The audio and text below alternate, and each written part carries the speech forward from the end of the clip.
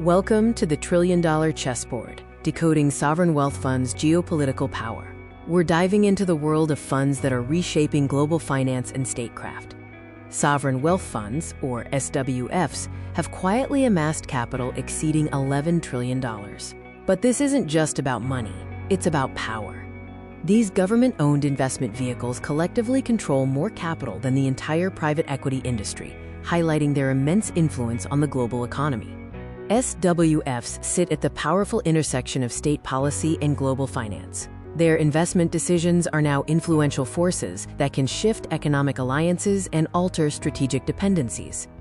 We will overview a critical analysis of SWFs, detailing how this capital is used as a tool of financial statecraft, going far beyond simple profit motives. Our focus is on the scope of their influence, how SWFs impact geopolitics, shape global capital flows, and increasingly intersect with national security interests. We'll break down the evolution of their mandates, analyze aggressive strategies, examine regulatory friction, and look ahead at future risks and opportunities. It is crucial to understand that SWFs are fundamentally state-owned investors. They are not purely financial actors, they are extensions of state power. The sheer scale is staggering. SWFs have unveiled an assets under management, or AUM, scale exceeding $11 trillion. To put that in perspective, this combined AUM exceeds the GDP of major nations like Japan, Germany, and India combined.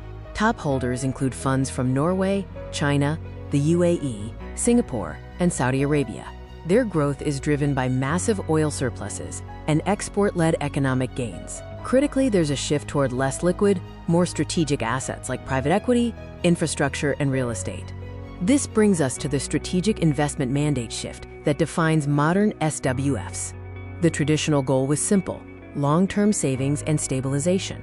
Since 2020, we've witnessed a rapid shift toward aggressive, strategic capital deployment as a tool of foreign policy. SWFs now pursue geopolitical influence through critical infrastructure, tech supremacy via investments in AI and quantum, and ensuring resource security in energy and rare earths. They are acting as state venture funds, directly accelerating national industrial policies and positioning their home countries for future economic dominance. This evolution from passive savings to strategic statecraft is the core of the trillion-dollar chessboard. Modern SWFs operate with dual objectives: achieving competitive financial returns and advancing national interests. They are increasingly involved in diplomatic initiatives through investment agreements. Their long-term horizon gives them a distinct competitive advantage over short-term private investors. Let's look at what they are targeting: strategic infrastructure and resource access. Investments focus on critical assets like ports, energy grids, 5G infrastructure, and rare mineral mining operations globally. Controlling these assets creates economic leverage and geopolitical alignment. They often use minority stakes to build influence without attracting overt scrutiny or complete ownership. SWFs are also aggressively securing sensitive technology sectors, often those with a dual-use nature, military and civilian crossover. This includes sectors like artificial intelligence, robotics, advanced semiconductor manufacturing, aerospace, and autonomous systems. The strategic objective is clear: reduce dependence on foreign technology while simultaneously gaining global leverage in these critical future industries. Let's examine a critical case study: SWF investments in global logistics, a prime example of financial statecraft. Consider the recent trend of Gulf SWFs acquiring strategic stakes in key ports and industrial zones across Africa and South Asia. These stakes are designed to secure access to vital maritime choke points, critical export routes, and essential mineral supply corridors. Crucially, SWFs often step in to provide capital where traditional multilateral institutions or private investors have been hesitant or have retreated. These investments are frequently tied to infrastructure development, long-term concession agreements, and, implicitly, future security and political partnerships. The resulting shift in power dynamics fundamentally alters the global economic landscape. Control over supply chains translates directly into leverage in diplomatic negotiations, and partner nations become increasingly economically aligned with the SWF's home country. This pattern raises serious questions for host nations concerning data access, infrastructure sovereignty, and potential debt dependency.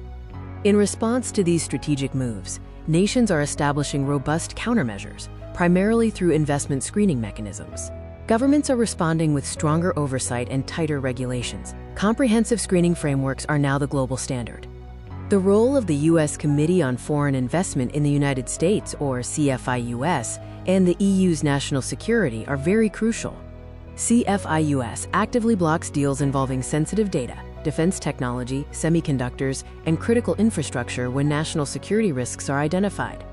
The European Union's Foreign Direct Investment Screening Mechanism is more coordinated across member states but generally less aggressive than the U.S. approach. The clear trend is that even investments from traditionally friendly countries are facing restrictions when national security concerns are invoked. These screening tools are crucial for mitigating risks in critical infrastructure and essential supply chains, ensuring national resilience. What are the long-term implications? We foresee increased geopolitical friction and the future evolution of SWF strategies. The counter-moves will inevitably lead to increased financial protectionism, fracturing global markets and increasing friction between major economic powers. The future sees a shift towards greater use of co-investment models and a sharper focus on cutting-edge advanced sectors like AI and quantum computing. To conclude our deep dive into the trillion-dollar chessboard, let's reflect on the broader implications. We must pose the ethical questions. How do we balance national economic interest with the need for global financial stability? And what are the ethical bounds of financial statecraft?